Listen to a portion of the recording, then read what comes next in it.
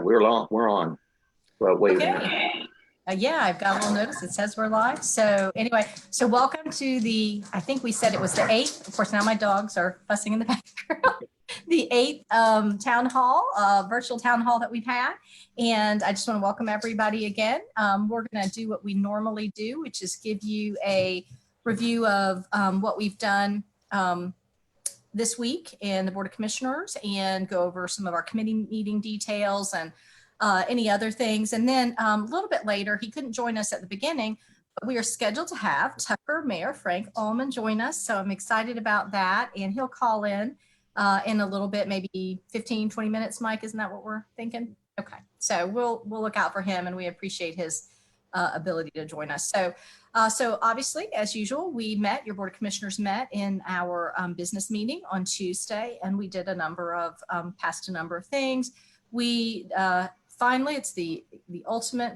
You might recall we passed out of committee the financial disclosure ordinance, and so that went to the full board on Tuesday, and we unanimously approved it. So this is a great transparency, policy, a great ethical policy, just about disclosing interests and income that any employees of the county may have that might be, potentially have a conflict of interest. So we need that disclosed. So I'm excited that we passed this.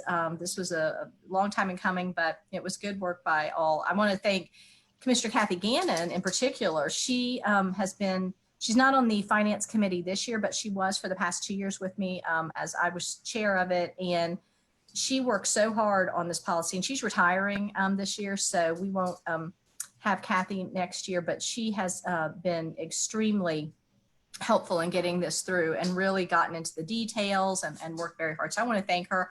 I want to thank Stacy Kalberman, who is the ethics officer, for her work all along the way whenever I asked questions and needed information about best practices and policies that were typically being used in this regard in other jurisdictions. She was really helpful in getting that information, and so her advice was very crucial. So anyway, I think is Dion did I see that? Jeff, did you? Mm-hmm. Hey, so hey, Dion. Dion keeps us all straight at the Board of Commissioners in many ways. So thank you for watching. So appreciate that. Let's see. So we passed that. I walked on an agenda item that I want to tell you about. So I walked on a resolution, and I don't know if you remember, but a couple of weeks ago, Commissioner Rader walked on a resolution for spending the federal COVID relief fund money. There's been some expenditures of it, but the main corpus of that grant fund is still there in the grant account. And so we have to spend it by the end of the year. Hey to Andy Yeoman, Councilman Adorable, I see you're there. Thank you for watching. So we have to get that money out the door. I mean, and it's meant to provide relief, current relief for businesses that need it, and they're not going to exist if we don't go ahead and put some programs out their way. So Commissioner Rader did a resolution for $1 million for some food insecurity grants. I put a resolution on the table for $10 million, and I'm not suggesting that that's the right number. It may be a great deal more. It may be differently constructed, but I've put a resolution with an idea and a framework for distributing $10 million of grant money to businesses throughout the county, whether in municipalities or in unincorporated, so that folks can make application for desperately needed financial assistance within DeKalb. So that is going to committee. We'll be hearing that in what we call the PEX committee, which is Planning and Economic Development. So we will see that. Kathy Gannon chairs that committee, and we'll see that on Tuesday.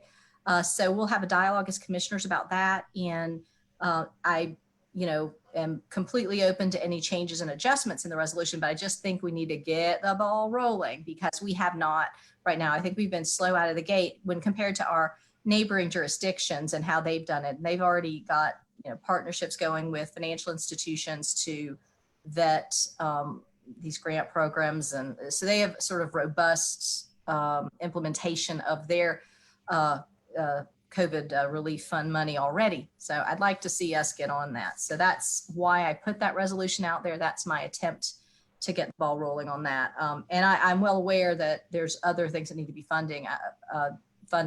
Commissioner Rader and I have had conversations about public health supplies and programs that are going to need to be funded, all kinds of things, because we don't know what we're going to see through the rest of the year. And so there's just a lot, but we got to get started on it. And I just feel like we have had a good bit of inertia at the county right now on that. So that's what we're doing there. So wanted to say that. So we had our Finance, Audit, and Budget Committee meeting also on Tuesday, and we went over revenue expectations. We got a presentation on that. Fine. It was the first time we got a presentation from the administration on revenue expectations. It was kind of a milquetoast presentation. I'm not sure I discerned too much information from it, but I appreciated that they did it, and that's good. We are entering mid-year budget season, so I feel like the whole conversation about budget expectations and revenue expectations and expenditure planning it's unstuck now, because we're going to be doing our mid-year budget planning and passing that. And that's also when we pass the millage rate. So it's all got to get discussed. So more to come on that. Let's see. We did get our payroll report for our hazard pay that we are continuing to give to folks on the front line, and it is starting to wear away. They're curtailing the use of it. They're being judicious. So I do compliment them on that. And I think they've managed that particular aspect very well. I'd be the first to say if they didn't. So I have to give them credit for, I think they've been judicious in the use of this so far. So we got that. We also dealt with in the FAB committee a change order to a contract that we have with a vendor called GMSDC. They basically are a certification and compliance company for what we call our LSBE, or Local Small Business Enterprise Ordinance, which just seeks to give credit in the procurement process for local small business enterprises. So I encourage everyone to read about what that is, what that does. There are some positive aspects to it, but there are also some, I always have concerns about the ordinance and how well it's applied and compliance with it. I think we've had compliance issues with the ordinance all along. And years ago, when we first passed this agenda item, we were going to have this particular vendor do everything about compliance and certification of these companies and making sure the ordinance worked well. But it turns out, and that was what the Board of Commissioners were told at the time, but it turns out that's not what happened. They just simply did the certification process. So now that we've continued to see problems with the LSBE program, and I'm sure you've seen some of those detailed in the media, the county is going back to this company, and I think trying to integrate more and have them do more of this compliance work, because the county certainly has not done the compliance work necessary. So I am cautiously optimistic that we'll have more robust compliance in the future, and we're renegotiating that contract with them. So I'll keep you posted on that. But that was, that's an interesting discussion. Before I open it up to things, I see Mayor Lynn Deutsch has joined us, I think. Hi, Mayor. Hope you're doing well out there. Let's see. Okay. All right. So I'm sorry, I'm checking my text so I don't miss anybody, but it's good to see you, Lynn. It's good to see everybody out there. So the other thing to talk about is elections. I know that's first and foremost out there in everyone's minds, given we still don't have the absentee ballot counts in. So I was talking to my staff before the meeting, and we thought, let's just explain, because everybody doesn't necessarily understand how the elections get run and by whom they're run. So obviously the Secretary of State's office at the state level is responsible for elections overall in the state of Georgia. Each county has a board of elections. So we have a board of elections, and it is not appointed by the commissioners or the CEO. We simply fund them. So we receive funding requests from them, and we fund them, and so that they have adequate resources, and hopefully more than adequate resources, to run the election process. So you have serving on that committee, the way it is constructed, are 2 Republican nominees and 2 Democratic nominees. and then one independent nominee that's nominated through the court system, through Superior Court. And that Superior Court judge, I think, blesses the whole process. And so that's how you construct the Board of Elections. So, and they meet regularly. I encourage any and all citizens to go and attend the meetings or watch the meetings. And you can speak at the meetings too. There's opportunity for public comment. So participating in that process is, I think, is very healthy. And so they have obviously been, inundated with absentee ballots. There's no doubt about that, as this pandemic has changed the voting habits in general. But what I have seen now, just so you know, the Board of Commissioners does get emails with the vote totals a little bit before they post them, but kind of around the same time then they post them online for you to see on the website, the DeKalb Elections website. So we get those vote totals. I've got an update today, sometime around 2-ish, I think. So there's a new set of numbers that includes significantly more absentee ballots, but I don't have any indication that that's the last bit of absentee ballots that'll be counted. So, and I don't know how many are outstanding right now in the count. I can't really speak to that, but we do have those new numbers. I am, as concerned as anyone else. Quite frankly, I'm disappointed in the amount of time that is taken to do these absentee ballots. One thing I learned today was I had been under the impression that they had some special rules in place where they could start counting the absentee ballots earlier because they knew they were going to be so numerous. But I have been told by a member of the elections board that no, the rule was you could open the ballots early. And open and review was the words I was told. I don't know what that means, but not count. I was told explicitly not count the ballots. So the ballots were opened, but have only begun the counting process on the day of election, and that continues today. So hopefully we'll get yet another, like I said, we got one set of numbers at 2-ish. So hopefully we'll get another set soon, and they'll post that on the website. But one thing I'd also like to let you know is last year, Commissioner Rader and I put together a bipartisan committee in DeKalb to look at ballot access issues and really to look at the process that the Board of Elections and the Elections Department was using to see, is there any way, is it best practices? Are we, where can we make efficiencies? Not to point fingers or lay blame. Oh, I see the mayor's coming on, so we'll have the mayor in a minute.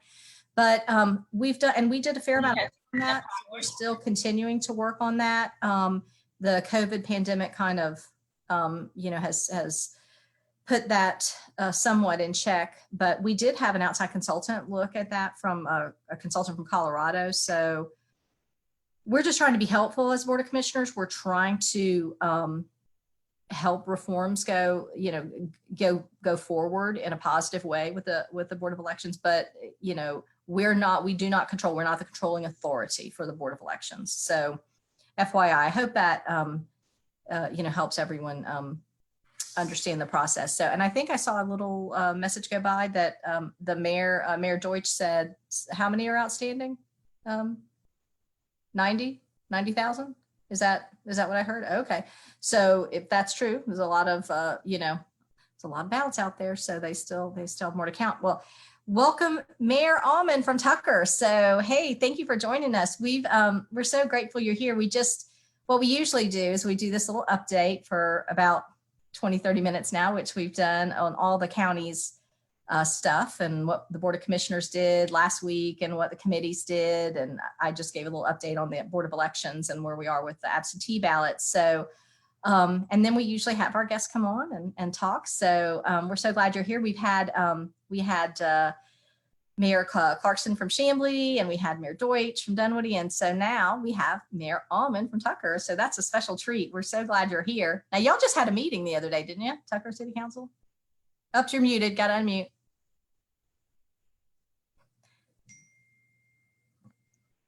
I thought that was you guys had me muted. We would never mute you, Mayor. Never. Thank you.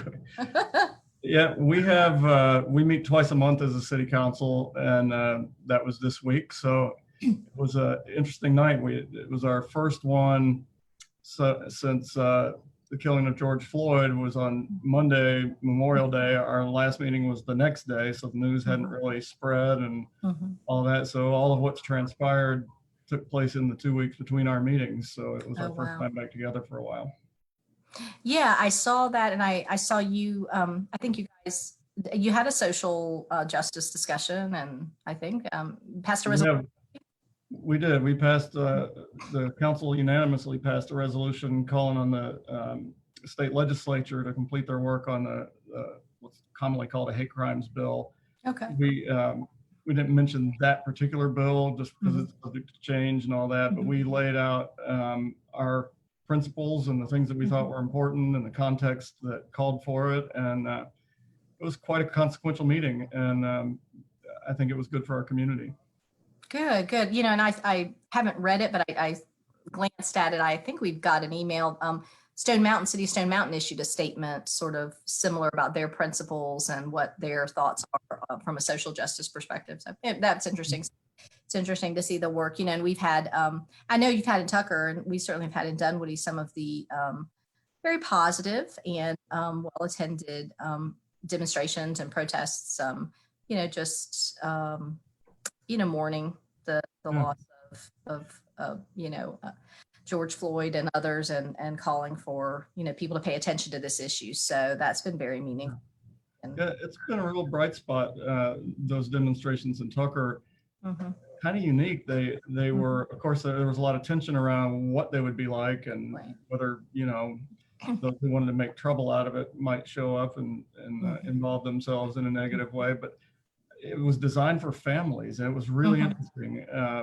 There were people who were intentionally bringing 3rd and 4th grade kids out, stand on the side of the road, hold up a sign with a positive message. And I specifically had conversations where they said, I brought my son because he's been watching TV all week and seeing the violence, and it scared him. And I wanted to bring him and show him protests, demonstrations don't have to be violent, that they can take another form.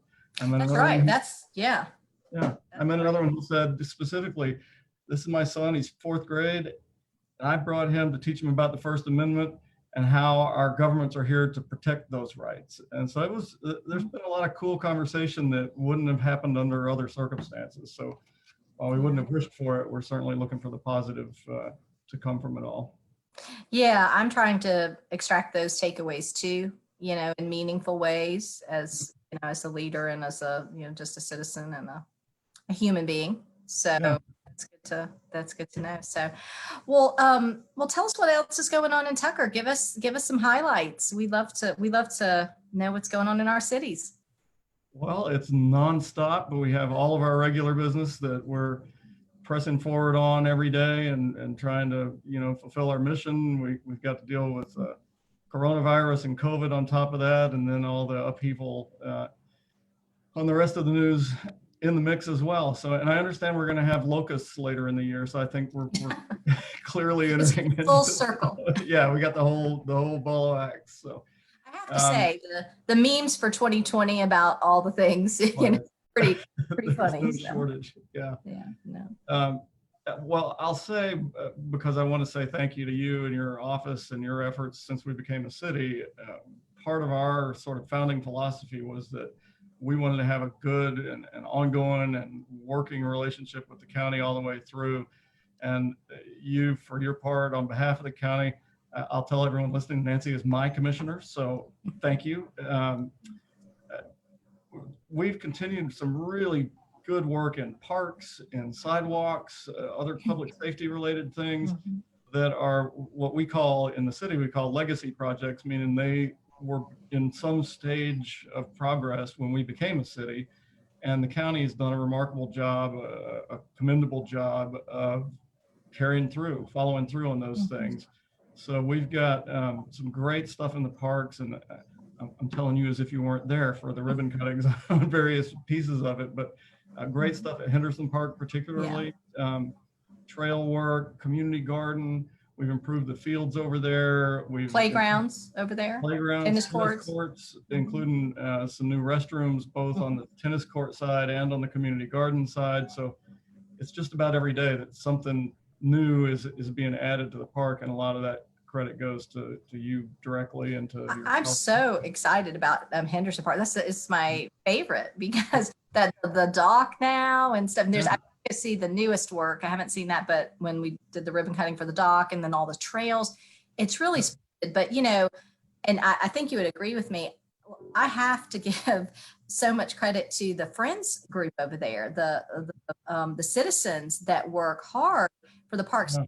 That's your real secret weapon in Tucker is, I don't know if anybody, if for those who don't know Tucker well, let me just tell you, they have some tremendous citizen advocates over there. And they will call me on the phone and tell me just what I need to know. I love clarity. I'm a big fan of clarity. And the citizens give me clarity.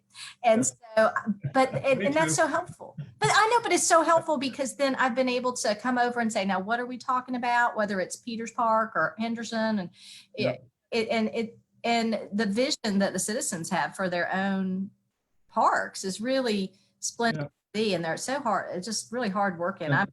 And they pre-existed the city also. That's not something we instituted. That's something that we came alongside and continue to reap the benefits from. Those are folks who just do it because they care about their local park or the parks around Tucker. And man, they work harder than anybody I know. And as you know, when there's money at stake, they can be pretty relentless. So hey, but kudos to them. I mean, they're convincing. So yes, they are. That's good. That's good. But I'm always pleased that whenever I speak to them, I don't know, it's always very happy meetings. And I just, Kara Schroeder, shout out to Kara Schroeder. I don't know if she's, but she's like an army, army. So Sean Stone has stepped up, friends of so we have friends groups for each park, and then we have a umbrella friends group for the parks as a whole system. And so a great cadre of new leadership coming along on all that. I want to mention one other thing on the subject of things we've done with and in cooperation with the county. We've got a couple of big sidewalk projects we've got a bunch of sidewalk projects underway, but two in particular. One downtown, kind of expanding the grid of what's perceived as downtown. It's a big old mess right now, but again, trying to take advantage of the situation best we can because there's not been a lot of traffic because schools are out. We've been able to go fast on some road and especially some sidewalk work down there and on Henderson Road, which is both those projects really over 10 years ago were started, and the funding has finally come through. The city came along and provided some impetus and some end goal funding to kind of get them across the finish line, and they are full speed ahead right now. So we're looking forward to getting those facilities finished and putting them to use, and there's going to be some great stuff to kind of wander around on in Tucker very soon. Oh, absolutely. I mean, it just the development of Tucker is just fascinating. It's I need to I got to come over and have lunch with you from Main Street soon. So well, I'd be happy to give you our economic development ad anytime you like. Really, it's good location. There's great variety of housing. It's got all the pieces. And now that we're able to sort of advocate for ourselves as a local community, as a city, it's brought a lot of power to the equation, and a lot of people are finding Tucker.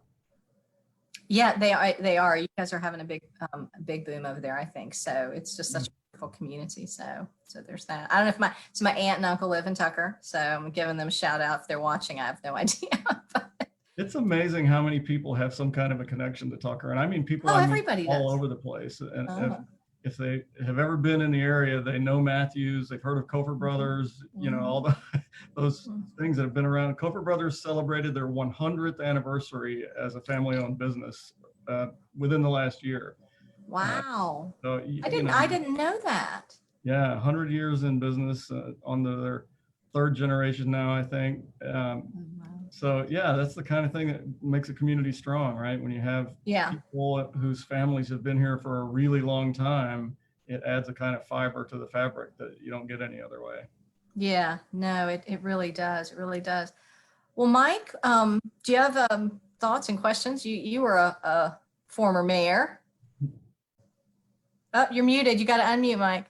Yeah, I actually lived in Tucker before I moved to Dunwoody. When I became, I saw an opportunity to be mayor in Dunwoody, so I left Tucker. And I've never heard you confess that before. It's Yeah. little known. You know, my job is to always surprise you with a new piece of information. But you know, as far as Tucker's concerned, you know, you and I have been working. You and I, yeah, and our whole team have been working on trying to figure out how to get that library property. Yeah. Library property over to you. You got a check waiting to give to the county, and I'm just trying to get the paperwork finished. I would hold it up and show you, but yeah. It's going to happen. It is going to happen. Yeah. So that's another one we've been talking about for a long time. And man, it's going to be just a tremendous boon to clean up kind of the mess that's there and then deploy it.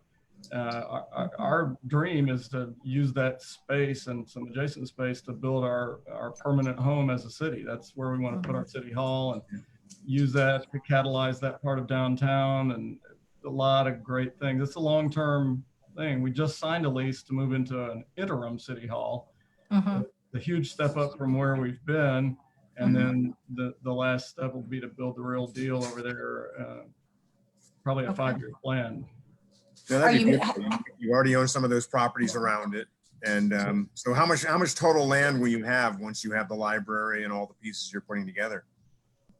I want to say it's not a ton of property. It's maybe 4 or 5 acres when we piece all that together. Plenty big enough to build a suitable city hall. The big deal is that it's right in the middle of downtown. It's between 2 of the big institutional churches, next door to a senior living center, so we can have some green space and some boulevard kinds of walkability, connectivity. Yeah, lots of walkability around. Yeah. And it's a part of town that's a little off the beaten path right now because that library has been sitting there and there's not as much reason to go there as there will be when we catalyze it, as I say. And so we'll be able to do a lot of dressing up. And again, we are blessed with a main street that most cities would give their eye teeth for, and some are trying to create from scratch. But it's not just Main Street for us. And so we're working hard to expand that 2 or 3 blocks in each direction so that there's more of a downtown district and not just a main street.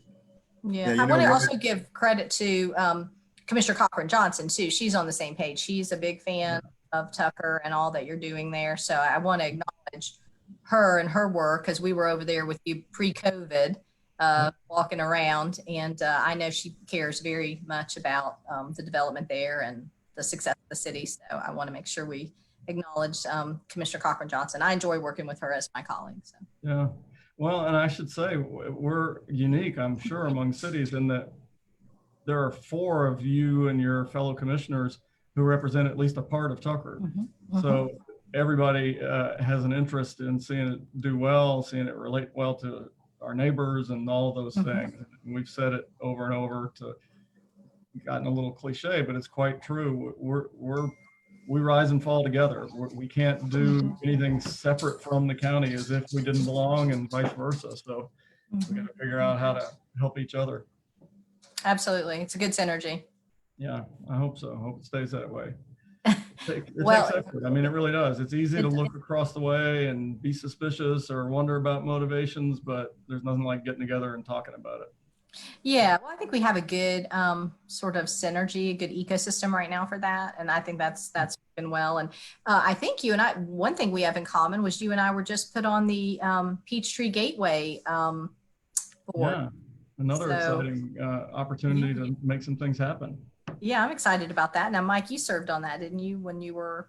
When I was mayor with Eric Clarkson, the mayor of Chamblee. It was his idea, mainly trying to figure out what to do with, you know, what I consider to be probably one of the major assets in North DeKalb, which is the airport.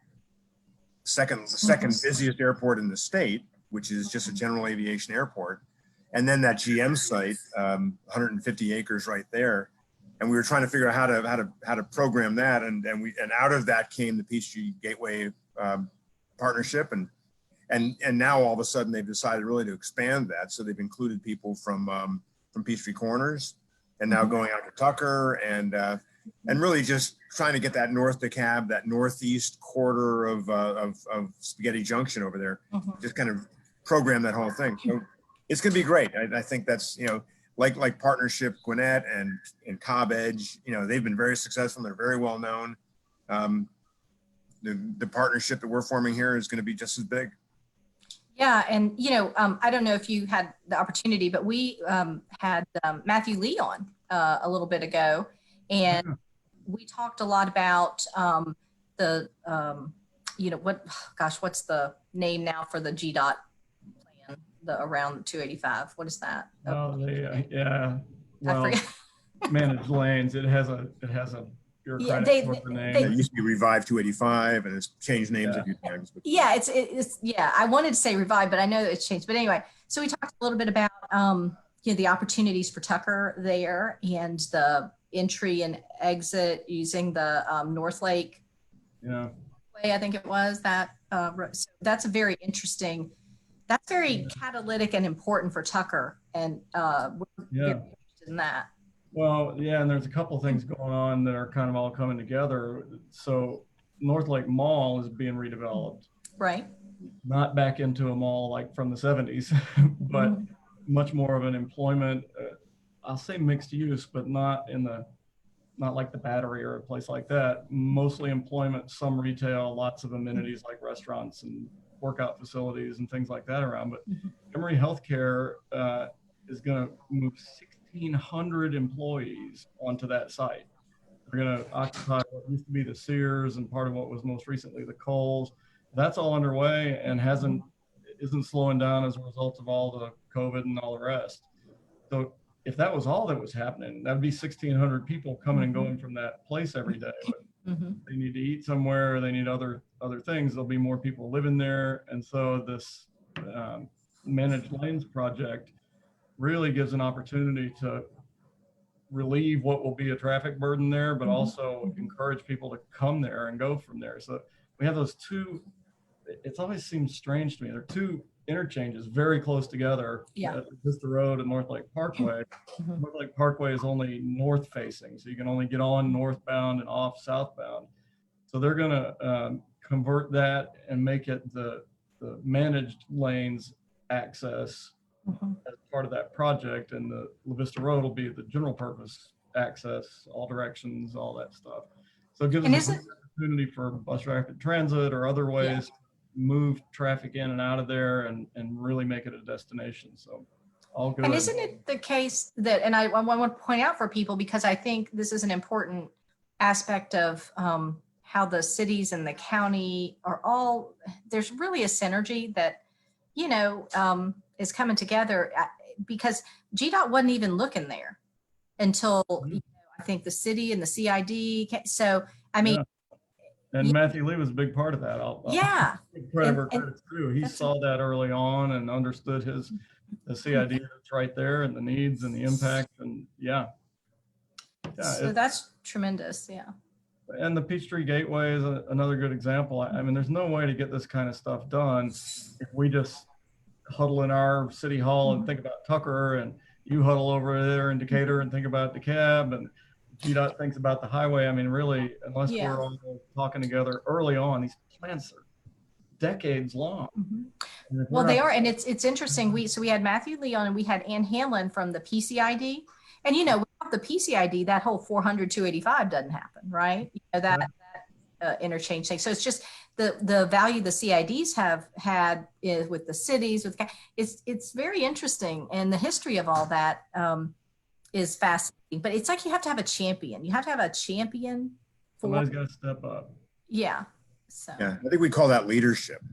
Yeah. Do we? Is that it? Is that what That's what we call it. It It doesn't happen without somebody taking the bull by the horns and leading the way. That's exactly right. And I'm sure most of the people who might be watching and listening today know that Tucker's only 4 years old as a city. I'm the first mayor, the only mayor that's been. And one of the fun things and the gratifying things about it has been to see that there's this real organic kind of thing that happens, in a project like those managed lanes. People start to show up and say, well, we could make it better this way, or, hey, did you think about that aspect? And then you get people like Matthew Lee and Ann Hamlin and the mayors that are around and the business community leaders. And when there's listening going on, it gets better and better. And that's how those things end up being good projects and not looked back on like, wonder why they did that. Right. I mean, I see some of those things around. So, yeah. No, that's tremendous. I'm sorry, go ahead. And I just said it's exciting times to be involved in that kind of thing in DeKalb County. There's a lot of progress being made. Cities are a part of it. The whole idea of working together, bringing your strengths to the table. It's paying off. I think so too. I think so. Tucker is just the vibrance and the energy is so great there. You know, Jeff Long, it's so great it attracted Jeff Long. He just moved there. You moved over to Tucker, that's right. And well, our CEO lives in Tucker. School board headquarters is in Tucker. Water department headquarters is in Tucker. So we couldn't get away from you if we wanted to. Public safety is in Tucker. Public safety, yeah, fire, police, all that, right up by 285. Yeah, absolutely. Am I missing anything, Mike? What do we have any other issues we want to talk about? You know, I was thinking about, you know, the fact that the county has a lot of surplus property. And Nancy and I have been trying to, and Jeff Long too, trying to get the list of all the surplus property. And the good things for District 1 is that we have the ability to actually pass them on to a city where if you're unincorporated, there's really nobody you can pass it on to. And the reality is the county makes a crappy neighbor. We don't take care of the properties we have. You know, I know. You know, we just sold a piece of property to a guy in your town on Lawrenceville Highway over near one of your parks, right across the street. It was I think it's some doctor's office or something. Yeah. And we owned a piece of property next to it, and it was like it was neck high weeds, right? And nobody was taking, you know, and we finally got some interest and we sold it to him for a decent price. And now he's going to move his building and he's going to build a parking lot and he's going to do all this stuff. And the county was just being a terrible neighbor. Well, and it happens, you know, the county's a gigantic organization, and that's part of the reason for the move to cityhood, because there are things we can do better locally than anybody can do for us from far away. But there are also things the county can do. We're never going to put in our own water system, not in my lifetime. See, I think you're right, that a differentiation of how these things, right? There's large scale government things that work, right? And then there's the sort of the planning I mean, DeKalb has changed. I mean, it's not the same DeKalb that it was 50 years ago from a density standpoint. So as density, you know, grown in pockets, I think there is a need for that local unit of control for planning and, you know, just all kinds of things. So that's why cities have been very successful. And then there's certainly the role for the county to play, you know, and we do, the county has issues keeping up little pieces of property that it ended up taking over because of it was a floodplain FEMA lot or a random thing. There's just so much property. So, and I know the county's posture is definitely to divest itself of those types of parcels. They you know, and that's actually been a sea change too, because prior to coming on, well, right about the time as I came on the commission, it was, well, you know, we're going to put our wall up and cities have their wall up, and, you know, that sort of just relaxed, and it was, yeah, we don't need that random lot there. We're never going to do anything with that. So let's make sure whether it's, you know, it's something the cities could use and utilize as a park, or it's, you know, randomly in a neighborhood where, you know, there's a real direct financial payoff, especially in the case of Tucker, where we could talk a lot about our structure and how it's different from some other cities. But when the county gets a property off its books that becomes energized, used, profitable for a business, let's say, or a homeowner, the county gets back property taxes. The city gets back a beautiful development of whatever kind.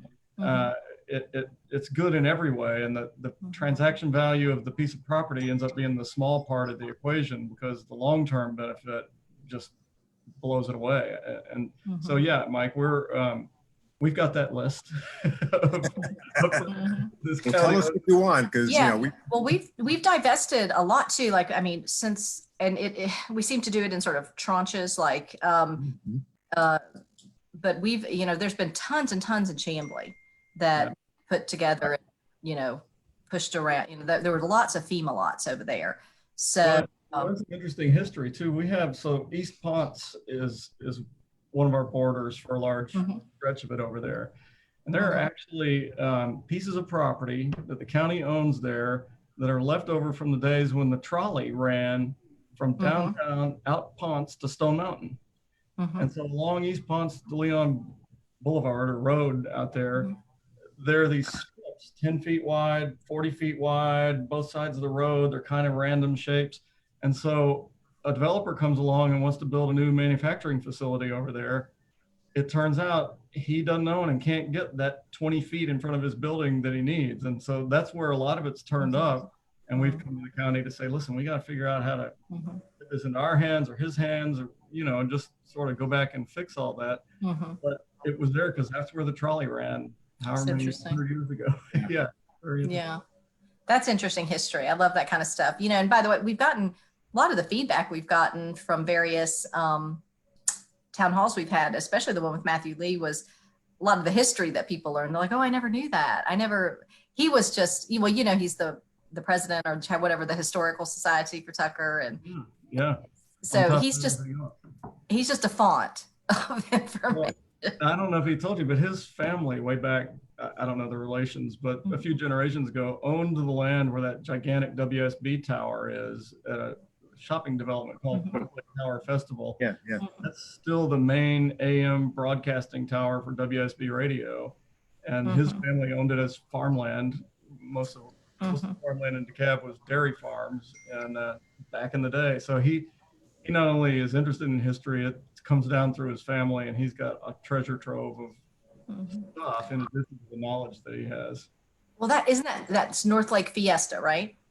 Northlake Tower Festival, it's called. It's a festival. Okay. Well, so that is the history of that parcel is just fascinating. And the picture, if anyone Googles and looks back at the history and the photos of when that thing was put up and what the 285 intersection looked like, there's pictures you can find on that are online for that, and nothing there. It's cool stuff. And that, speaking of economic development, you know, that shopping center has kind of peaked and heading down the far side of its life cycle. And we're convinced that when the redevelopment of the mall is more visible and people are more clued into it, that's the kind of place that people are going to say, wow, it's just sitting there waiting for something cool to happen. Oh, absolutely. Speaking of cool, I see that Mayor Eric Clarkson of Chamblee has joined us. That's ultra cool. Hey, Mayor. So it's good to see you. Thanks for playing. So, I think we're getting close to the end of our time. Do we have any other topics we need to cover? Or I've got one thing for the benefit of our folks in Tucker. Or absolutely, you can say as many things as you want, Mayor. As long as I got the mic. That's right. We've been doing a lot of stuff around a COVID response on a real local level, mainly trying to support our businesses being open in a safe way, particularly in our parks, trying to keep those and get those facilities open. Our pools, our tennis courts, all that are operating. You can't just show up and play or swim. But we've also bought and are near the end of distributing 12,800 what are called KN95 masks, because we want our folks, especially this week with voting, we wanted people to feel like they could get out and do what they needed to do without taking a super risk with their health. And so people can, if they're interested, can go to our Tucker Parks and Rec website and sign up. It's sort of the same thing we use to sign up for classes, except you sign up and say, I'd like some masks, and they'll give you a time to come by. They'll hand them off to you, and you can use those if you're just worried about going to the grocery store or whatever it is you need to do. It gives you a very high level of security that you can get out and do those things. And we want to help, so we want to get them into the hands of folks that have a need for them. That's tremendous. I saw you had a whole mask giveaway program not that long ago too, or not just, it was a when y'all were out giving them out, I think at some point. Yeah, well, right. We took them to all of our long-term care facilities, which of course have been the worst places for that spread and the impact of that disease. So we took them to them. We also took them as soon as the barbershops and the personal care kinds of places, tattoo parlors and massage. We took masks to them for them to use, and so they had them on hand for their customers who wanted to come in and use their services so that those transactions could begin again. We delivered all the restaurants in Tucker now to help them accomplish the same thing. But our first round of giving them to the public was kind of, we would say, okay, this Thursday at 9 o'clock over at the rec center, first come, first serve. And we had traffic around the block. So Oh, wow. with the second go around, we've done a kind of a sign up system that makes it a little saner and a little more possible for somebody who can't sit in their car and wait for an hour or two. They can just sign up and come get them. So. Okay. Yeah. Well, you learn through how that works. So yeah. Well, that's tremendous. And I appreciate your efforts to keep, especially the vulnerable citizens, safe and make them feel, more confident and Confidence is what it takes.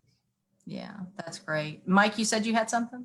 Yeah, I wanted to, I don't know if we've told Frank about this, but we had a big win in Dunwoody this week. Nancy sponsored and spearheaded a piece of legislation a while back allowing people on septic tanks to get onto sewer. Oh.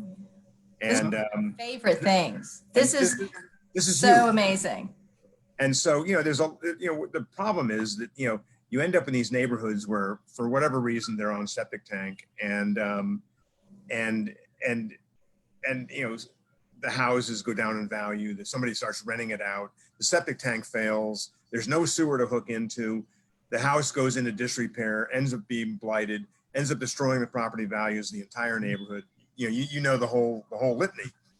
Well, Nancy sponsored a piece of legislation, what was it, 2 years ago, Nancy? 3 years? Well, I think when we started working together, I had been working on it, and then but it finished about 2 years ago. Yeah, we were able to get it over it's an entire chapter of ordinances that allows you to petition the government for at reasonable cost to hook into the sewer system if there's not currently sewer on your street. And so there's a lot of parameters. I mean, we have to go and do a feasibility look at it and make sure there's sewer that we can connect into. Then we have to design it, but it allows for a reasonable implementation of a sewer system going in and reasonable cost structure for residents. The old rules were if it costs us $1 million to run it down your street, there's 10 houses, each pony up $100,000. Right. And therefore, nobody was getting it. And so we now made it, maximum would be $7,500. And you can split it on your water bill over 10 years. On your tax bill. Yeah. And tax bill. And, and so, you have that opportunity. So we've been working with the neighborhood in Dunwoody for over 4 years right now. When I came to office, they had been trying to get the county to let them because all around them there's sewer, but there are these two little courts that have sewer. And so they'd been trying to get the county to figure out a way for, even before I was on the commission, and I was able to partner with some of the folks that employees of the county. I said, look, this is kind of ridiculous. There's got to be a way to let people do this. The answer can't just be no or 100,000 or whatever, Right. So we looked at best practices, how that works. I mean, it's in the county's long-term interest to let this happen because you have environmental issues with septic tanks. To the extent you can eliminate them, the EPA wants you to. In fact, you can't get a permit to work on a tank if you have access to sewer system. So they're very cognizant. There's a septic elimination program you're required to have all this kind of stuff. So anyway, this is the first one that's actually going to take advantage of that law and bring it in. I'm sorry? This is the first one that's going to take advantage of all that? Yeah, so we've actually had, I think there've been 3 successful sewer petitions now, 2 in District 1. The second one finished ahead of the first one because the first one, the design was just a little bit more complex. But the very first one, the people that made me realize this was an issue, this was a problem, and came to me and said, then I created this whole chapter of ordinances. They are finishing up. They're connecting their laterals to the sewer line now. Right now. It's huge. It's so big. They're flushing away. I told them we had to ribbon cut the first flush. So if anyone any of your constituents, anyone in District 1, anyone in the county, because we've, I know there've been, I think, a successful sewer petition in District 2 now, I think, maybe. I think so. So if anyone, and, there are places where it might not be feasible. There are situations like that, but if anyone. Where Jeff Long lives. Yeah, that's true. Right. But if Yeah. anyone's listening and they're interested in that petition process, please contact our office because we'll be happy to walk you through that process. It's I bet there's very successful. And checked around on it. If Jeff, if you live out where I live in the sort of the Stone Mountain side of Tucker, turns out there's a huge vein of granite attached to Stone Mountain that runs a few feet under the dirt out there. So Yeah. Yeah, yeah. Can't even plant a garden. yeah, it can be a little tough. It's going to be tough. I don't foresee that changing for y'all. Yeah. We've But looked to into the cost of blasting the granite to lay sewer line, and it's pretty extreme. But Oh yeah, there yeah, are some other places in Tucker that would love to hear about this. yeah. But there are lots of pockets out there, and it surprised me. I didn't realize how many there were. Mike ordered a big map of where we don't have sewer. Little, so there's all these little pieces everywhere that, for whatever reason, when the county was putting in sewer, it's a lot of little pieces that the years never got it. I'll send it to you, Frank. It's actually, Jeff, did you do this or did one of our interns do it? They took you did it? Okay. All right. So Jeff did it. And basically took all the addresses, plugged them into Google Maps, and up comes a map with little blue dots on every septic tank in the county. Wow. And it's pretty cool. Yeah. I'll send it to you. It's extremely cool for nerds like us. Yeah, right. We You don't survive in local government if you're not a map nerd. We love maps and sewers. That's what we talk about, maps and sewers. Well, there's one other thing Okay, all that right. I've been asked a lot about from friends here in Tucker, and I think I already know the answer to this, but it's a pressing question, and that is what's going on with the fireworks this year? Oh, that's important. Thank you. Yeah. So the fireworks are going to happen. What we're not doing is inviting everybody to gather on Main Street like in years past. So the fireworks are going to happen as they have before. We're encouraging people to view them from their driveway or a convenient location with a small group. They're also going to be live streamed with drones and other things, so you can watch it live online on social media in the comfort of your living room if you like. So that's That'd be cool. is if we can find a way to make these things happen and not just cancel everything, we're going to find it and we're going to press ahead. So yes, thanks for asking. My communications team would have scolded me if I had gotten off here without mentioning Well, we know what's important, don't we? Yeah. Fireworks. Well, so I'll tell you, a few years ago, I was over at, I think it's Keswick Park over in Chambly where they do fireworks too. So I got to do it, and I have to be in Tucker this year. That's why I come and see them. Well, we'll find a responsible spot way. and camp out for a little while after dark. It's on July the 3rd. Now we do ours the night before, which is really, we kind of stumbled into that, but I love that. really Awesome. like it because then they have their holiday on the 4th and they don't have to get up and go to work the next day. But everything's different this year. Yeah, I do. I remember y'all did it on the 3rd, and I thought that was genius. Yeah, well, it was. I love that. I would take credit if I could, but I would also get scolded for that. And if you want to do two fire, you can do the Tucker, and then you can go to. Go somewhere else on the 4th. I can have my cake and eat it too. Of course you can. That's wonderful. Well, I think we're approaching the hour, so we try not to do anything longer than that. We want to be respectful of everyone's time watching and also your time, Mr. Mayor. And we're incredibly grateful to, first of all the people that listen to our town halls. We're very grateful for you. We've gotten great feedback and we appreciate you. Please don't be a stranger. If there's something you need from our office, even though it's in the pandemic, we are working for you. We're continuing to do all kinds of things, even if it's virtual, and we still go out, we still go meet and look at problems with constituents and look at properties and do all that kind of stuff. The only thing we're not doing is gathering in the office together, but are working for you. And I know that's true of the city of Tucker as well. And Mayor, we are just so exceedingly grateful that you've given us your time today to talk. I'm happy to be here. Yeah, Tucker is it's just such a hip, cool place. It's the hip place in Wow. I don't get called hip very often, so You are. You guys have created such an interesting culture with the city. It's just it's a great vibe going on there, and that's why you got Jeff Long. So yeah. Good deal. Well, yeah, come see us. We look forward to seeing you on Main Street as soon as possible. Absolutely. Well, we'll be in touch about that and all kinds of other things that we need to wrap up and well. So we'll do that. Thanks, guys. Thanks, staff. Thank you, Mike. Thank you, Jeff. As always, I can't do it without you, so appreciate Yeah, it. thank you guys. See you soon. All right. And so join us next week where we don't know who we'll have. It's not going to be Frank Auman, so sorry ahead of time, but hopefully we'll have somebody amazing. And join us next Thursday at 3 o'clock for our next town hall. So see you then. Bye. Take care.